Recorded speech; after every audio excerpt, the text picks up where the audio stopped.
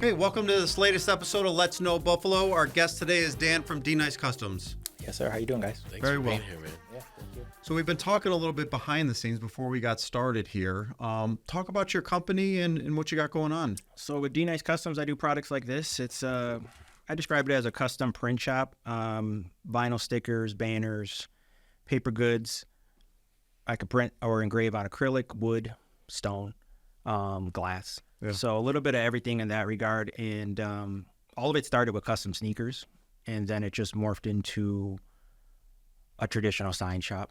So when you say it started with custom sneakers, what do you mean? Were you hand painting sneakers? Yeah. Okay. So in high school, I was hand painting sneakers, and that was just a hobby thing. Yeah. And then it turned into my first job that I bought a vinyl cutter for was a bandana pattern, like that paisley pattern. Yep. And it's just like, well, I'm a meticulous type of person. You got to do it twice because you got a left and a right. There's a lot of it. So I bought this vinyl cutter, started making stencils, and then made the job easier and kind of introduced stencils in a way to the custom sneaker world, because it was kind of like frowned upon in the beginning. They were like, no, it's got to be done by hand. Right. And I'm like, well, you're painting with a paintbrush. You're using an airbrush. Yeah. Like, you're already introducing tools. This is just to aid to get, small logos or text or anything that would, it would look so much cleaner. So then with that, it opened up just thousands upon thousands of stencils I've sold to artists around the world that use them to create art too. And then, hang tags and keychains and banners and other promo stuff for their business at shows, or just, throw a couple stickers in with their products. And then all the machinery I got does traditional sign stuff too. So then it just got into doing that, as well. When I had my video game stores, we did like a bumper sticker, like a pretty big, like 6-inch sticker. Yeah. That was just kind of the sweet spot. I could buy them in volume at a pretty, I think I got them down. They were a quarter a piece. Yeah. Yeah. When you buy them in volume, it works. And then I usually tell them, it's like, find a generic size that'll kind of work. So that was it. We had to fit the graphic in Yeah. to the generic size, and it was our logo, and it was very playful. But bumper stickers, and those stickers were on cars, on school books. I purchased and showed houses that literally had the logo years later, a sticker on the door, right? And it's so cool. And then every once in a while, we'd get somebody that was traveling, and they'd see one in another state, because we were just local, right? And that was like the biggest thrill. But the branding side of it, right? Stickers on all our video game systems and the games itself. Any opportunity we had to print, that was huge for branding. So that's what I have for you guys here today. That's awesome. Stickers for you guys and keychains. And hold one of those up. Can you see that? Yeah, there you go. Nice. And now what I'm known for, if you feel it, it's got texture on it. You got a little gloss on there. So that's the kind of printing that I do as well. It's just not a flat print. Wow. So you can build texture with that. I can print opaque white, which is not common. I love that it's not just a flat. This is so cool. Right. So it's tactile. I do a lot of cannabis packaging, and the guys just like getting high and feeling the bag. There's just something tactile for them to feel. So that really took off when I started doing that to the those are beautiful. And this is what is this, acrylic? Yeah, so that's acrylic, and that's called second surface printing, where it's printed on the backside. You see the image through the acrylic. So you've got the machinery to die cut, to cut and print. Yep. Wow. Yeah. I was going to say, because just looking at this, so you could literally do anything. Any shape, yeah. And then, my primary materials are acrylic, wood. I'm starting to get into doing some foam work, which would be for 3D signage, kind of like what you got here, and add lighting to it. So that's coming down. Yeah, those are beautiful. Who's your primary customer base for this kind of custom stuff? Like I mentioned, a lot of it is still heavily in the sneaker world. I do a lot of, with the leather work, I do a lot of tongue patches. I do a lot of, I actually will print the panels of the shoe out, and they will cut those and incorporate them into the actual shoe themselves. Wow. So, and then the keychain could be a hang tag. It could be, I've made displays, custom sneaker boxes with these, with this material. So on that, it's like D Nice Customs there's several lanes within it, so it's like I got the sneaker lane I do with it. I got the traditional sign lane, the awards and trophy type work that is just fully custom one-off, And then the cannabis industry, I do a lot of packaging for that, whether it be Mylar bags, pre-roll tubes, jars, and just signage, signage for whatever purpose you need, political signs, banners, I just, the Puerto Rican Festival was just a couple weeks ago. I do all their banners every year for that. So literally anything custom. Yeah, and it's just like I kind of don't like to say no. If my machines can do it, that's fine with me. The niche that I was in that started all this was the sneaker stuff. But like I said, the machinery still does all the traditional stuff that it was meant to do. So it's just like I might as well just roll that in there too if someone wants it. So it's interesting. You're an artist first. 100%. So being able to do the custom sneakers, that was an art, but the entrepreneur side of your brain, that's not all artists don't have that. So to see like, hey, I could do this, I could do that. Where did that come from? Take us back to the beginning. Were you born and raised in Buffalo? Yeah, born and raised in Buffalo. The entrepreneur side of it was primarily probably from my parents. Yeah. Like I had mentioned before, growing up, they had a carpet cleaning business that we were all heavy part in. Catering service, we were all heavy part in. They've won Taste of Buffalo several times, like in the early 90s. Really? Yeah. That's awesome. It was before like Taste of Buffalo had like 12 or 15 awards. It was just like Mayor's Best Overall and Best Food or something like that. So What was the name of the company? Back then it was El Caribe. And they worked out of the Hispanic Center on Swan. And they still sell food to this day. They still do caterings and stuff like that, but nowhere near how like we used to when we were kids. Like we used to do full-blown China setup caterings for weddings. And So you've stuff grown up just in an entrepreneurial Yeah, household. 100%. And then they've always had rental properties. So it's like we're always been doing that. So, that's always been a part of the life. And my sister, my brother, we're all in there some way or form. Wow. So there was not an option for you. You were always just seeing like. Yeah, that's we what were you always gotta just do. seeing different forms of income besides a 9-to-5, and that's how we've always lived. And, when I was a kid, I sold DVDs. I did rice jewelry. If you've ever seen that before, where you write your name on a grain of rice, put it in a vial of like oil, and then you can make necklaces or earrings or bracelets or anything like that. I did that. I bought my first car with that stuff in the late 2000s. Yeah. So have you ever worked for somebody else? Oh yeah, for sure. Yeah. So then it's like, I got 3 degrees. One of them's in architecture, got a bachelor's in that, applied design, and then auto body repair. So, I all of them within the arts in some form or, stuff that I'm interested in. So I was an art major growing up. In high school, loved art, drawing, painting, design. And then into college, I got accepted to the Art Institute of Pittsburgh. Oh yeah. It was just so costly. I mean, Yeah. 25 years ago, you're talking $35,000, $40,000 a Right. year plus room and board. And my dad's like, nope, not going to do Was it. it one of those things where they sent you the pamphlet and you filled it out and then Dude, you mailed it back in? Legit. Yeah, I that's did a few how. of That's those. I did a yeah. few of those myself.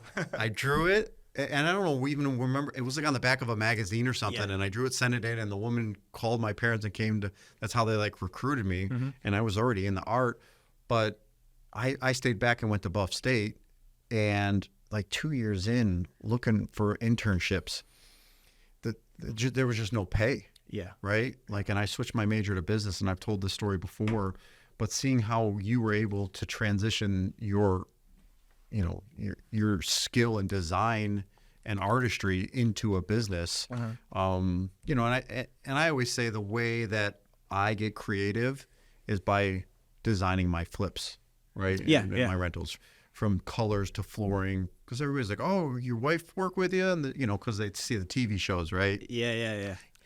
You're finding the houses, you're doing all the construction, and your wife's designing. I'm like, I can't remember the last time she stepped into one of my flips. Right. And actually, that's the part that I enjoy, is picking out the textures, the tile, Yeah, me too. Yep. the doorknobs and the light fixtures and the flooring and the paint colors. So that's my creative outlet. Yeah, anytime we've had an apartment that needed to get remodeled or anything like that, I'm always the one that's, been doing that. Down to like the plans. It's just like, well, we'll draw up the plans, we'll, get them stamped, whatever we got to do, and design it that way. And then we'll go in there and, do all the fine touches and the finishing things that need to happen too. For high school, I went to McKinley and did the construction tech program there when it was still a thing. Now it's not anymore. But one thing that happened was I was on an internship senior year and I got hurt. I fell off a roof. What? So that really, like, at 18 years old, put a damper on, what was I going to do after high school. So I had plans on going to college and getting into architecture and everything. I was going in that lane anyway. So what I did was I jumped around a little bit. I went and got my associates in it. Then I went and did, I worked for Flynn Battaglia downtown in the Market Arcade building for a little while. Then I went back and did auto body repair because I was heavily into like painting cars and motorcycles and stuff like that. That's what I wanted to do. That was big when like West Coast Choppers and all those shows were on. Discovery Channel had a ton of them. And eventually went back to architecture and was looking to go out of state and get my master's in it. And I talked to UB and they're like, listen, man, you got enough credits. Because I couldn't work in that whole time that I was injured, I just kept going to school. I wasn't just going to sit on the couch and not do nothing. And I didn't really have any of these businesses running to the capacity they are now. So it's like, all right, I'll go to school. I'll at least get something out of this. And it eventually just turned into,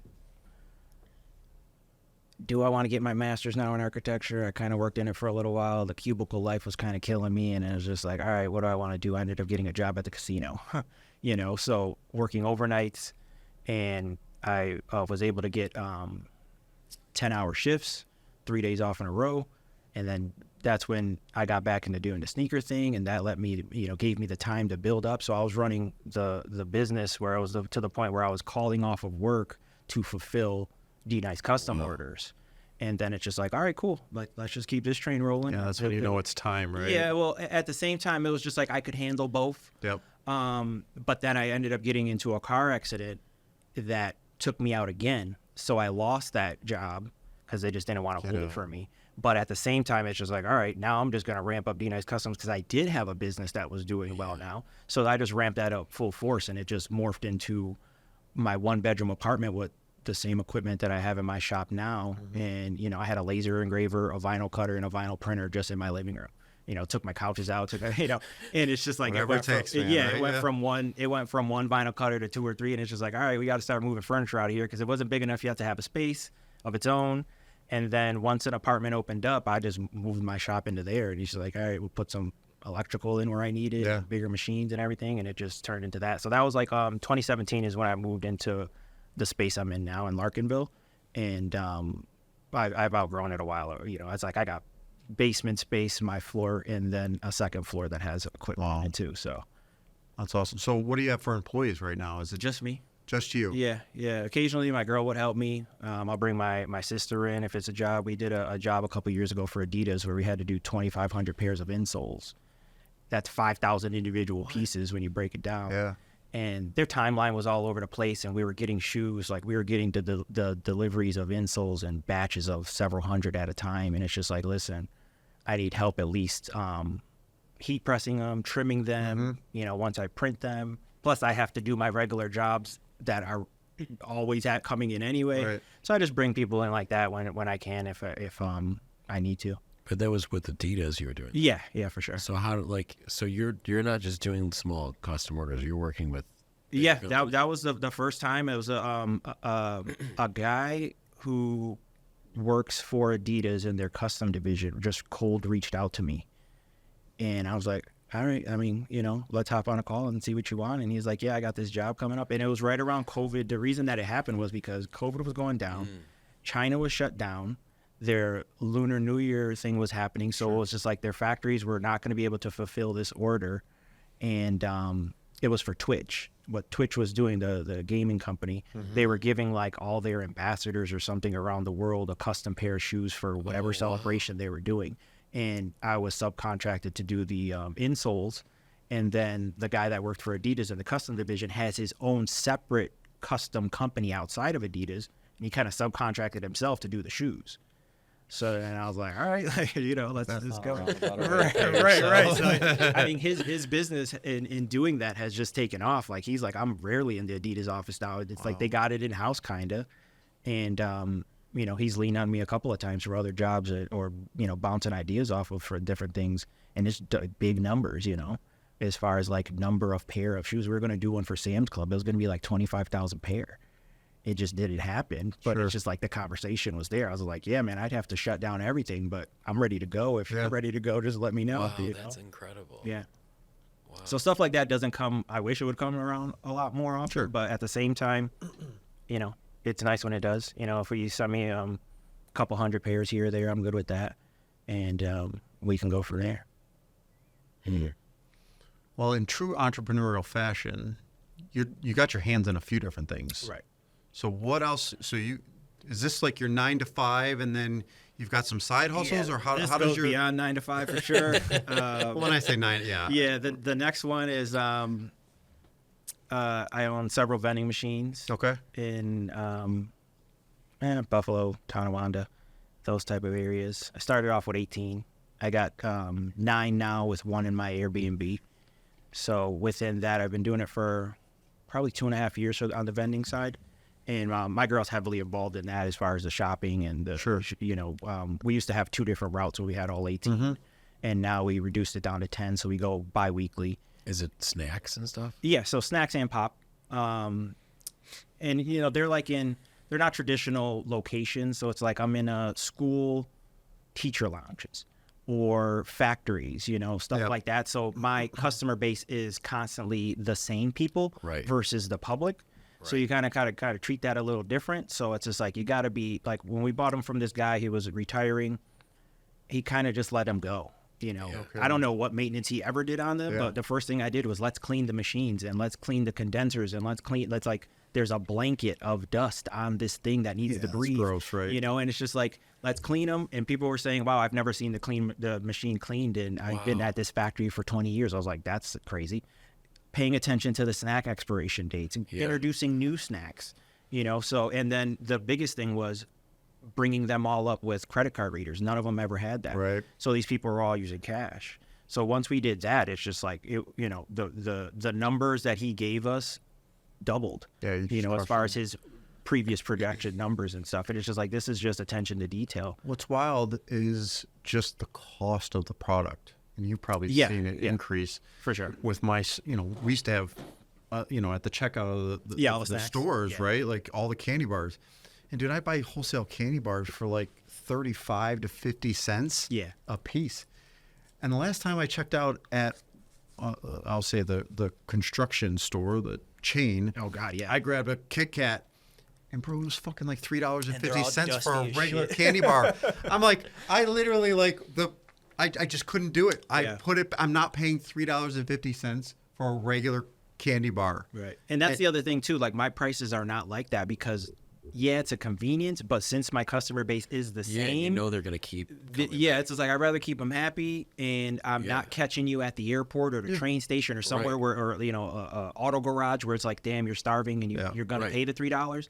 So my prices are considered low for the vending industry, but at the same time, it's just like, they're more than what when I bought the companies were, and I'm happy with the profit that I'm getting. And the credit card readers just increased it so much more because they could use Apple Pay, they could use Google Pay, they could use their actual card. There's a loyalty program that you could do through it where you buy like 10 times, you can get a free one, stuff like that you can't do with cash. You would have no way of tracking that. That business always fascinated me because about 10 years ago, before we bought our first income property, I looked into a vending machine route that somebody was selling, but they had no system in place at all. So I was like, oh, I don't really know what I'm paying for. And just looking at their numbers, there was no consistency with it. And literally the guy who owned it, his sister was who stocked it. And she was like, I just drive around to like Walgreens and look for sales. And then just like, there was no plan. Yeah, no structure. And the places were all over the place. There was just 3 of them. But I was like, that's the thing, this is just a full-time job to like, in the expiration thing was something. Oh, that she the could expiration point is out, huge, man. Every time there's a holiday or there's, you know, I'm out of town or we miss it, and it's just like, damn. And then during COVID, the expiration dates for stuff were like crazy short. I don't know if the factories just weren't producing them or their stock was getting old. So then that meant that a chip that that is could like be, 3 months long now just had a month. There's probably So it's a like, lot oh, of old damn, I'm stock, not too. buying that. Yeah, so it's like they had to have a lot of old stock themselves. So it's like, damn, we can't buy that because I'm not going to go through 50 bag of Doritos in a month. Like, you know, it's just, we're not that I asked size. the girl, I was like, so what do you do like when they're all expired? She's like, oh, I just take them home and eat them. Yeah, you don't want to get into that. It's just like, we just, every time I go to a family party, I got a box of of expireds, or I send them, my girl's from Syracuse, we send them over there. It's just like, we don't want none of this. The pop is even worse. Like, we had machines that primarily did bottles, and the expiration on them is shorter because of the plastic. And then I didn't care because the bottles were more expensive, which means we had to charge more, and then certain people didn't want to do that. So I was like, if we can convert these all to cans, or I'll sell the machines that don't got cans. So what I did when I first got them, it's just like, which one of these locations do I want to get rid of? To, like you said, it's randomly out of the way, and it's going to take me more gas to get there. So I'll just shut the location down. I don't care about it, and I'll sell the machine. I don't need it. And then which machines are credit card capable, because not all of them are. All right, I'm going to swap those into the locations that I want to do. So it's like, in the beginning, we did a lot of just maneuvering around that kind of ended us at the same place we were. But now I know this machine could get a card reader in the future. This one can't. I'm going to sell it. So right now I have all machines that can have card readers on them, and narrowed it down to good brands, ones that are popular with parts and stuff like that. And what I'm going to be doing now is selling the routes that I have, and then starting all over again. Because in the vending business, you could do it a couple different ways. You build your own route and you run it. You build routes and you sell it, or you kind of like mentor people on how to do it. So, right now it's like, I sold individual locations to people, because it's like, well, before I just sell this machine and pull it out, put it in storage at a cost, I'm going to see if the location will sell. And then now I'm going to probably split the routes that we have either into 2 or just 1. And then once that's gone, start all over. And, I got all the finances to back it up. This is what it's going to bring in for you. But you got to work it. Yeah. If you don't work it, it's not going to perform for you. And it's just like, we work it, and yeah, it takes work, but at the same time, we're not killing ourselves with it. And with the number of machines we have now, it's much easier than when we had double the amount. I've looked at buying some laundromats. Yes, vending machines, laundromats, and storage units are the passive type industries I would like to get into. And the problem is that a lot of them that are out there, it's either family owned or they're smaller, and they're not run appropriately in the sense that, it's a cash business, I'm not going to show any money. Yeah. And I'm like, that's great, but how do I buy it from you when you can't show me what it's truly making, right?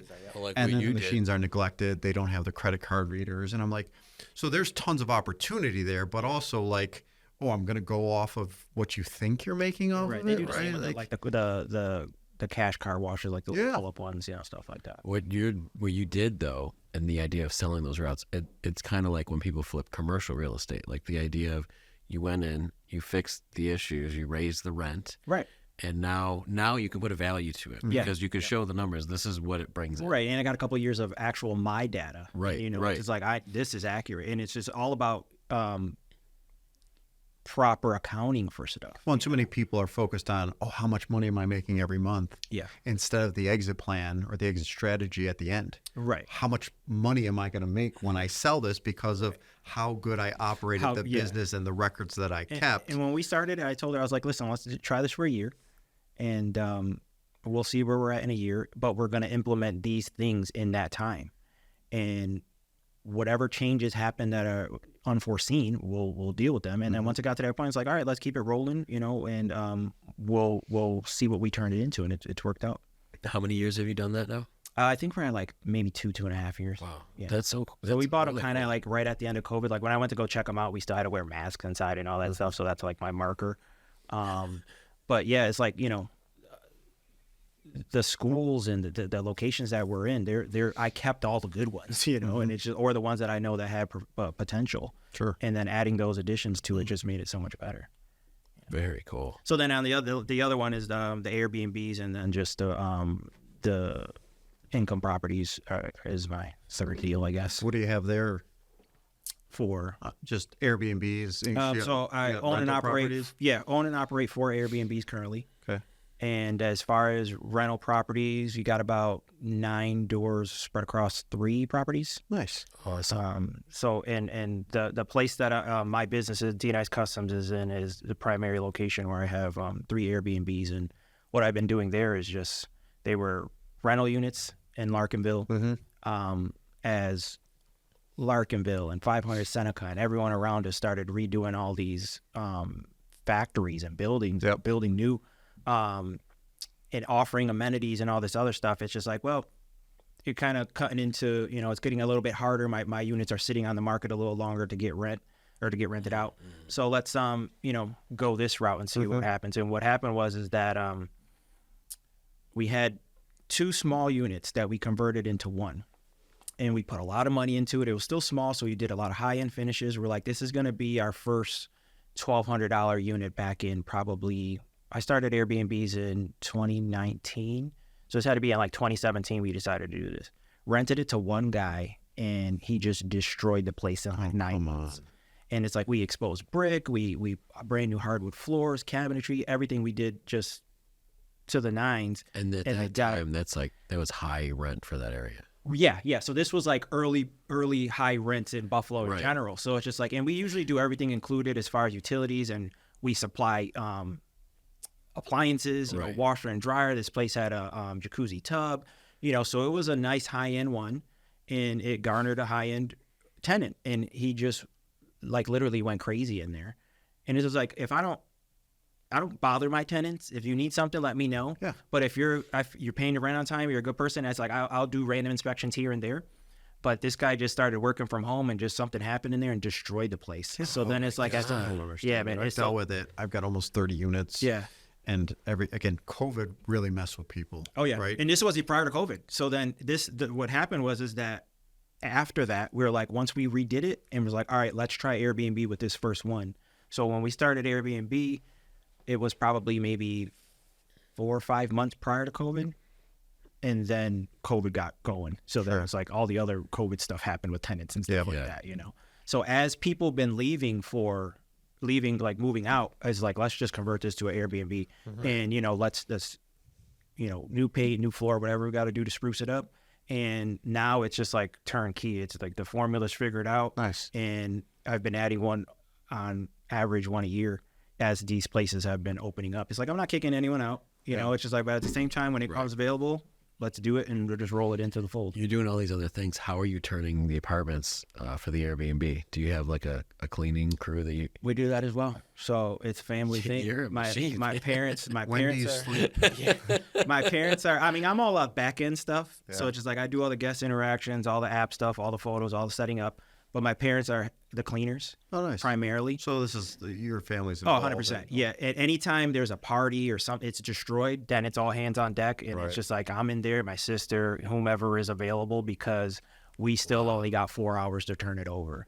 And knock on wood, it's only happened several times. And during COVID was probably like the worst time of parties. But we've critiqued our rule set and everything to try to curb that from happening. I heard some of them are like, you get anybody that, you won't rent for one day or one night. I do. Yeah. And then the other one was local people. Yeah. Local people is one thing I don't do. So it's just like my number one rule is I don't want to rent to you like it's like 30 miles or something. Yeah. If you got 716 in your phone number, I'm good. Like why are you? Why? Sure. Go to a hotel. Yeah. During COVID, that was one of those learning things. It's just like we had a party that the police came, and it was during COVID, so there was nothing going on. Like 7 cop cars showed up, and they were throwing a party in there, and they were all they did. I was like, listen, I just want them out. Yeah. And they broke a couch. They put a hole in the wall. They spilled some kind of sticky drink, fruity drink that was all over the floor and the rug and everything. The next day, I had a traveling nurse coming that was for COVID, and she was here for a month.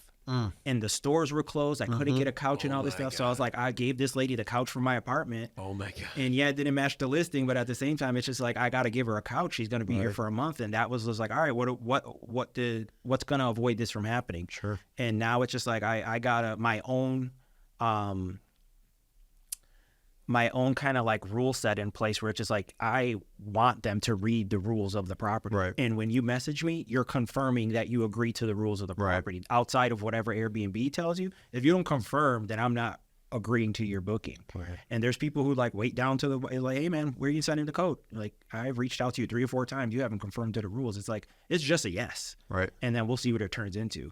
But there's those red flags. It's like a one night booking on a Friday, Saturday night. And it's a 716 number. Oh, I'm coming back to visit people, and it's just like, nah, man. It's amazing. They tell on themselves sometimes. Right. How much, like when you first get started in an industry, how much you let slide. Yeah. Right. Because you you don't want know. the business so bad. Yeah. Then you get burned, and now you're on the other side of it, and you're like, all right, now it's time for me to be the hard ass, and now I won't let that slide. I won't let this slide, and these are my rules. Right. Take it or leave it. I don't need your money. Yeah, with the no locals happening early, I didn't rent to enough locals to make a dent in my income. It's just like, I didn't lose a big chunk of business because I'm no longer renting to locals. Sure. I've always catered to travelers. Right. And That's the purpose. yeah, and that's the thing, and it's also the one night thing. A lot of people don't like to do one nights because the cleaning, or they just can't get to it if they're cleaning themselves, or high turnover. And it's just like, at the same time, it's like, well, in a week we get 7 cleaning fees. Right. It's just like, so that's a plus. Yeah, it's going in your pocket if you're doing it yourself. Right. And if it's available, and my cleaning fees, like, it's legit, like $35. It's cheap. Wow. So it's just there to cover laundry, water, stuff like that, And we got, high-end linens. I buy good beds, buy good couches, buy warranties on everything in case they break it. I'm, filing a claim or something, because at the end of the day, you don't know what's going to happen in there. But that's when it's like, I don't buy insurance for my own couch. I know I'm going to take care of it, but you don't know who's coming in there, And it's worked out well. And that's why I said we really got a formula that is been not only put into practice with the 4 that I've started, but I've had conversations like this with other people, and they've taken my advice on starting their own and have had success with it as well. Yeah, I mean, that formula that you say, that's your processes, right? And putting those processes in place, right, from one company to the next. I think it's super important for any company as you grow, the way how you operate, right? And if you follow that set of standards and you live to them, you should be successful. Yep, organization and figuring out what path you want, having a plan, and then going from there and executing it. If you do that in almost anything that you're getting into, the percentage of success is gonna be higher. Right. Not saying you're gonna be successful, but it's at least gonna give it a better shot. Sure. So speaking of that, so along the way with these things that they've panned out for you, what were some of the biggest hiccups that you ran into with trying to do these things? With Airbnb, it's really just the parties and the unforeseen stuff happening. When I say that it's all hands on deck, it's just like these people destroyed the place. Right. We had one not too long ago that, it slipped through the cracks of what was going on there, but they must have had like a cake fight or something. There was literally cake everywhere, and it was black frosting cake. Oh, That stained the walls Sure, it's purple probably for dyed, some reason. Yeah. So it's just like we got cake on the floor, in the walls, on the carpets. It's just like these people destroyed it, and they were there for one night. And my nephew was having a ceremony at school that day. My parents weren't planning on cleaning it because they were doing something. So it was just like, hey, can you clean the beer? Yeah, I got it. And go in there, and it's just like, no, who's available? Drop what you're doing. We got to turn this over because every day we got guests coming. Have you ever had to cancel a booking because someone made it that bad? Not cancel, but I have had to move people. We had someone who came in, and it's a multi-unit dwelling, and I'm all through all the floors constantly. They smoke so much marijuana in there. It was everywhere in the building. And then what they did to cover it up was heavy, heavy incense. I don't know if it was spray or that little thing you burn. Yeah. But the incense wasn't a problem. It was just so heavy, we could not get it out. And it's just like, gosh. We had a carpet cleaning company growing up. So it's like we have the industrial machinery. It's just like we're cleaning the rugs, we're cleaning the carpets, we're doing the curtains. It's in everything. It's in everything. So it's just like, listen, I called the guests, I called the Airbnb. It's like, listen, it's potent. If you want to stay here, you're certainly welcome to, like, kind of sight unsmelled. But I have another unit, it's literally on the same property, it's just in front of it, it's a little bit smaller, but you're going to be better there, in my opinion. Sure. And I'll let this air out. We got air scrubbers going and all kinds of stuff. It took weeks to get it prepared for everything. So, yeah, if I didn't have another unit in that scenario, then it would have been a last issue. Cancellation. So I just had a friend, he just told me last week, his guest found a gun underneath the bed from a previous guest. So they reach out to Airbnb. Airbnb cancels all of their reservations for the rest of the because summer. it's a safety concern. Insane. It's crazy. A gun. Yeah, because it's crazy because it's a safety concern, and Airbnb kind of does this blanket policy where they're like, all right, until we get this ironed out, you can't do nothing. And it's like, this is not my fault. Right. So that it's, there's been times where it's like one of my rules is like the guests strip their own bed. We prefer if I'll dock you a star and a 5-star review if you don't strip your own bed, because there's been times where we stripped a bed and found needles in it. Oh, so it's just like, no, we're not playing with that. Yeah. It's like on the review system. It's like you sold on eBay. It's a peer-to-peer thing. It works well if you work both ways. Yep. But when it's a situation where it's like, well, damn, I don't got much to review you on. So it's just like, you didn't take the garbage out. Is that going to be a star? Sure. Sure. It's like you were a good guest. You're fine. It's like, no, but it's a case-by-case basis. But in that regard, that's the one thing. It's just like, didn't strip the bed. That's at least the number one rule, and I'll list, for that reason. So it's just like, no, we're not playing that game. But I've had people leave. I've had people leave money in it. There's a lady that stayed with me from Canada, and she's like, oh, I left like $1,000 in one of the drawers, just cash money, just sitting there. She's like, can you mail it back to me? And I was like, What? Sure. I was like, how much do you want to spend on postage? She was like, oh, whatever's cheapest. I'm like, all right. Like, you want this hanging out in the Postal Service internationally for like 2 weeks? Okay, you can't just turn around. People leave little. I can't tell you how many chargers I have and stuff like that. Little stuff like that. But never. Anyone ever steal anything? We've thought people have, but they just put it in an awkward spot. It's just like, why would you do this? Like I had somebody steal a table one time. It was like a folding table, like a party table.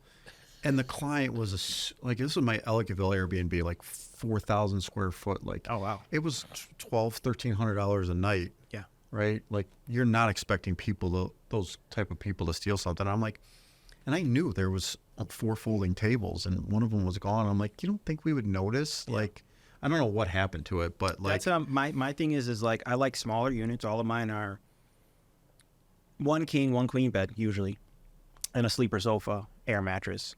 So at max 2 to 4 people. Anything beyond that, the bottleneck is laundry. Sure. You only got so much time. Granted, we got 4 or 5 of everything, but it's just a lot of washing. Sure. Especially if 4 or 5 people are coming for one night. So and then they're decorated, but minimally. It's just like, I don't want a lot of stuff that is going to get dusty. Yep. I don't want a lot of stuff that is going to get, like, if it does go missing, I'm not going to notice. yeah, I had a Bluetooth, there was a surround sound system and it was a little bit older. So there was it just connected to the amp in the system, and to make it Bluetooth so people could just hook up their phones, and like the mechanism, it wasn't expensive, but it disappeared, and it's like, come on. So then it's just like, stuff like that. It's just like, meh, they're fully stocked as far as the kitchen goes, and utensils and pots and pans and all that stuff. That's like the most that's there. Yeah. But aside from, the minimal decorations and the stuff like that, they are nice. And I got stuff hanging on the walls and all that stuff. But sometimes people overdo it. Looks good in the photos, but at the end of the day, it's just like, well, are you also cleaning all of that? Because it can get out of hand, and we're big on cleaning. The number one compliment we get is how clean. And that was huge. We just had a conversation with a cleaning company that we had in here, and that was always my gripe. Is I had a property manager for my Airbnb in Ellicottville. Right, I'm an hour plus away. Right. That's an area I need hands off. Right. Yep. And they find a sock under the bed, or they just didn't. The cleaners. It was unfortunate. Well, it's the like cleaners, they don't catch it. Yeah. And to me, when you're spending this much on a high-end property, or even a small unit, like it needs to be clean. like a hotel. If I find one hair, one speck of dust, one piece of clothing, or just something stupid that you missed, and it was exhausting trying to keep up the quality that I expected. Right. And it was like, do I have to take pictures and leave a book for the cleaners and the man? Like, this is what it's supposed to look like. Right. That's why put it back together. I love that you are doing so much yourself. Obviously we talk a lot about, delegating and hiring people to expand, but that's like, I struggle with that as a real estate agent, that, we have certain things with our systems that I won't do, but there's just a feeling like the sock thing. All I'm thinking is how horrible I would feel if someone found that sock. Whereas even if it was my mistake, though, at least I'd be like, hey, that's on me. Right. I feel that much more bad when it was something out of my control that someone else did, that like, and then I start thinking, man, what could I have done better? Or like if I would have done it, would have been different. And so like, I struggle with that when it comes to growing, but I love, like when you said that you don't have anyone as an employee for D-Nice Customs, like I love that though, because there is something really, it can be stressful, it can spread you thin. There's something so satisfying when you are seeing something to completion as well. Oh, for sure. It's the quality control is there from step one to end, and that's for all of them. I'm big on the hair situation. Yeah. It's just like the one of my tasks of cleaning the Airbnbs is I'll do the bathroom. If me and my sister are turning it over, or I'm helping my mom, or if we got 4 checkouts, it's just like, hey, I'm starting laundry here, I'm doing the bathroom, whatever. Because when I do it, I get in there and I'm checking the uncommon spots that might not get checked every time. I'm cleaning the ceiling fans, I'm cleaning the high areas. There's one time I'm cleaning the ceiling fan, and our one unit has 10-foot ceiling, so the cabinets don't reach the ceiling. I look over into the kitchen, fucking slice of pizza on top of the cabinets, and I'm like, what the hell? That was like a yeah, and it's just like it's in the back corner. You would never have noticed it. You think and they it's were just looking like, for it? How in the world Probably not. did this get up here? How long has it been here? Yeah. And it's just like, all right, I guess this is an area we need to check now. And it's just like, it's aside from checking the microwave, obviously we're cleaning out the fridge, check drawers, in the money scenario and all the other stuff that happened with those. So it's just like, these are just things we got to do every single time because we don't know what the people are doing in here. And it's just like, so that situation doesn't happen. The older I get, the less apologetic I am for how much of an asshole I can be about quality Particulars that you control. want. Yeah. Yep. And I used to be apologetic for it. Like, oh, I'm sorry. Can you go back over and redo that? And now I'm Especially like, if someone's getting come paid on, to do so. 100%. Yeah. And, my standards are my standards. They may not be as high as somebody else's or as low as somebody else's, but that's the way I want it done. And I'm unapologetic about it, right? In our scenario, like I said, my parents had a cleaning company when I was a kid, so they were already on their P's and Q's as far as that goes. So now they come in, they do their thing, but it's like when I go in there, we reset it back to baseline of. That's got to be the biggest complaint with short-term rentals is cleanliness. Oh, 100%. right? Just Yeah. even if you drop something on the floor and you have to go grab it, right? And we grab a handful of hair or dust or whatever it is, like under the bed. it should be stuff like that. a high-end hotel, Right, Because exactly. listen, that's what you're paying. And at the end of the day, it's just like, the boutique type setting. And it's just like, we can do this. We don't have to let it get out of control. We got the time, and it's a lot of our bookings are back to back. And then sometimes it's like, all right, I'm gonna block off a day and we're going to do the carpets. We're going to do the rugs, or the upholstered surfaces and stuff like that. Do a deep cleaning and reset it or paint or do something like that, because it's like we have to close it down to schedule that stuff. I love that you're going into so much detail about this because we mentioned passive income before. Everything, vending machines, rental property, there's work involved. Oh yeah, I don't consider none of them passive. You know what I mean? People think, I don't know what a passive business would be. there really is no I such always thing. tell- I mean, there's less there's just than others, there's right? just Less versions of work it where than you got less to others, do. but Well, like that's why when I was saying I looked in the vending machine stuff, I ended up buying our first income property instead.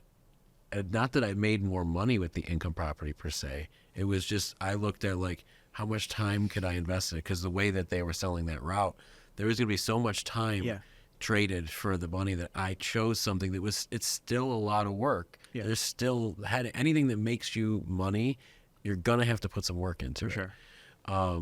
But yeah, I just love the detail you're going into because everyone, it's such a fad that the people are like, I'm gonna Airbnb this, and they don't even think about the simple fact of if the place is a mess and someone's moving the next day, and you can't get a cleaner to go there, what are you gonna do? Yep. Who's cleaning it? Right. I will say the one thing that I appreciate about how you're an entrepreneur, type A personality. Like I'm going to see this completion from beginning to end, right? And me as an entrepreneur and a business owner, I like to work with people like yourself. Oh, for sure, yeah. Because when I come to you, Yes, I know I'm yes. getting the owner of the company that is taking it through the process. Right. Whereas, all right, if let's just say ABC company and it gets passed down to 3 people and Especially contractors. yeah, no knock, right? And that's a big problem, right? Like, I had a detail guy one time very early on when I was younger, and he was working out of his personal garage, right? I have no problem with that. Right. But I was paying a premium to have my sports car detailed. Well, I show up early, and he's got the kid down the street who's fucking 14 years old detailing my car, Right. and he's nowhere to be found. Right. And I'm like, hey, bud, what are you doing? He's like, well, we start talking. He's paying him like $15 an hour and charging me like $300. I'm like, Right. son of a bitch. Delegated, And not that but, there's not you a know. problem with that, but I had a problem with that. Yeah. Because I wanted the best of the best with my most prized possession. Now, at if the time. quality changed, like if the kid was doing it the whole time Yeah. and it didn't change, it was like, oh, okay, this is Sure. all right. Oh, but 100%. if you noticed it, then there's a problem. But I also especially- know by running my retail stores, the further I got away from that cash Yeah. register, Yep. the more difficult it became. That was my hardest part of my job, was getting the performer behind the counter to do and be as close to the owner as possible. right, yep. Right. And then you've got the employee, the hourly employee, to the store manager, to the district manager, to the COO, to then me, and those layers. And that becomes extremely difficult in business to duplicate. And that was one of my hardest, running a business. And I'm sure that's for a lot of people. Yeah, and Right. I kind of like starting off like just in like the job field. It's just like I already came from a background of structure in being able to be trusted with these responsibilities. So I've always excelled quickly in any 9-to-5 jobs I did have. Sure. Because it's just like, this is what you're telling me to do. This is what I'm going to do. I'm going to do it right. And we're going to go from there. And, you know, good bosses will recognize that and either give you more responsibilities or put you in positions where you could, you know, they could use that to their advantage and grow with you, you know.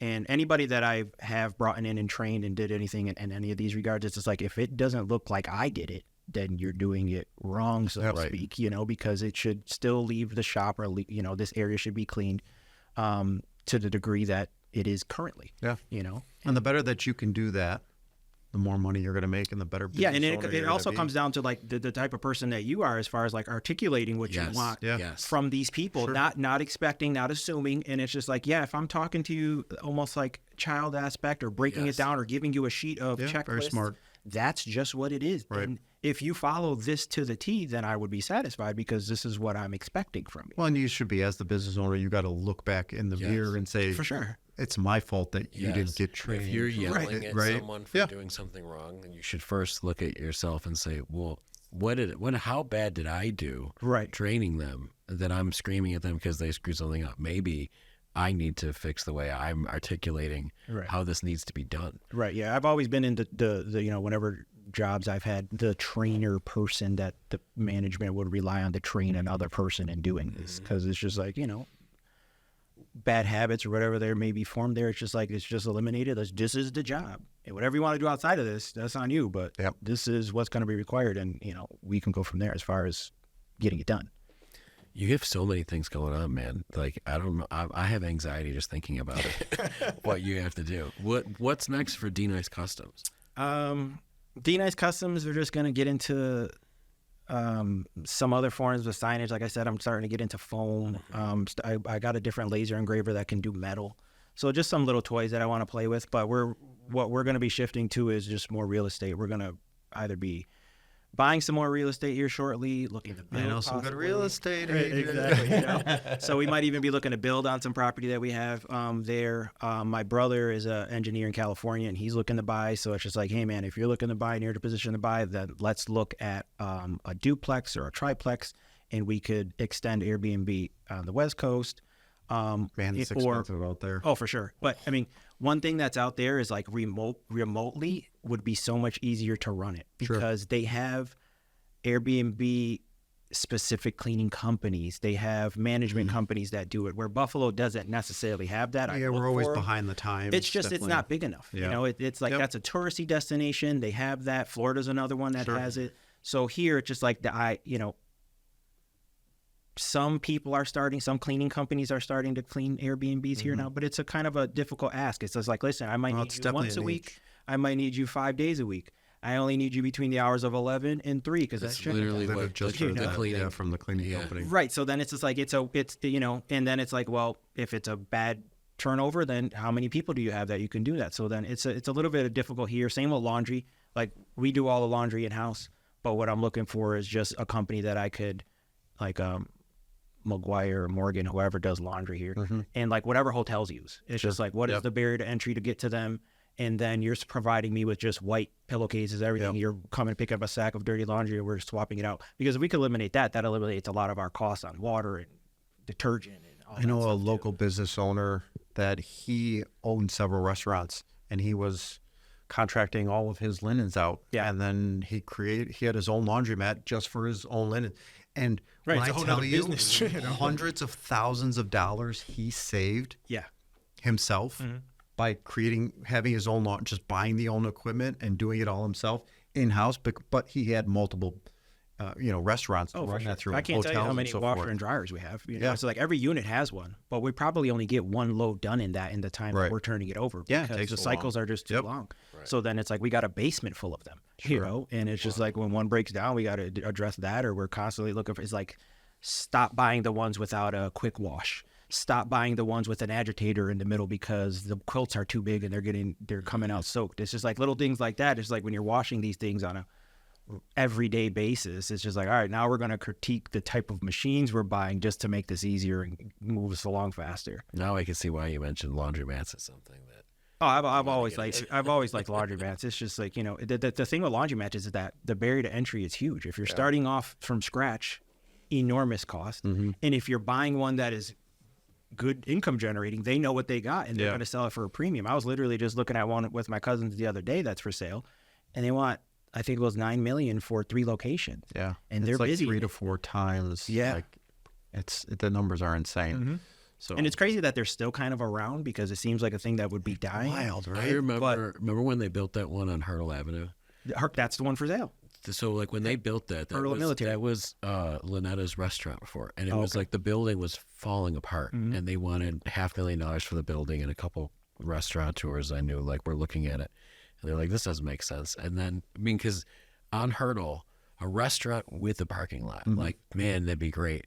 And then when it went to a laundromat, like I remember thinking like, how is that gonna work? Well, you got Jasper Project right there. And now, yeah, like that place, I don't know how many years, maybe it's been close to 10 years now. That place is packed all the time. Right, and then they've put money into it. They got vending machines. They got a little video arcade in there that people spend doing some my time in there. research when looking into buying laundromats, it's lighting, security, cleanliness, The right? machines themselves are thousands of dollars for one. Yeah. You know, And People then want repair to work on that. right? Repair the water bill, the maintenance. gas bill.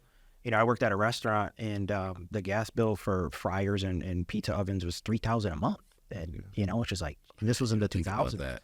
And it's just like, because the pilots are always on. Yeah. So it's just like if you got It's like going- 10, 12 fryers, and the pilot's always on. Granted, they're not always full blast, but it's still They're on, burning gas 24/7. Wow. Oh, listen, very impressive, my friend. Yeah, I could talk to you forever. Yeah, I think Yeah, that we'll let's do it probably again continue to sometime, talk afterwards. But thanks for being here, spending time with us. thank you for the Why don't you opportunity. plug your business one more time? How to contact you? So D-Nice Customs, all my socials, emails, all D-Nice Customs, dnicecustoms@gmail.com. I'm right in the Larkin district, so I do a lot of local business there as well. Before I used to just be all online, and then once I got a space, it's just like, hey, we started opening up to the locals. So I'm available all the time. Awesome. Appreciate you being on, and that's our latest episode of Let's Know Buffalo. Cool. Thanks, Thanks, guys. man. Thank Appreciate you. it.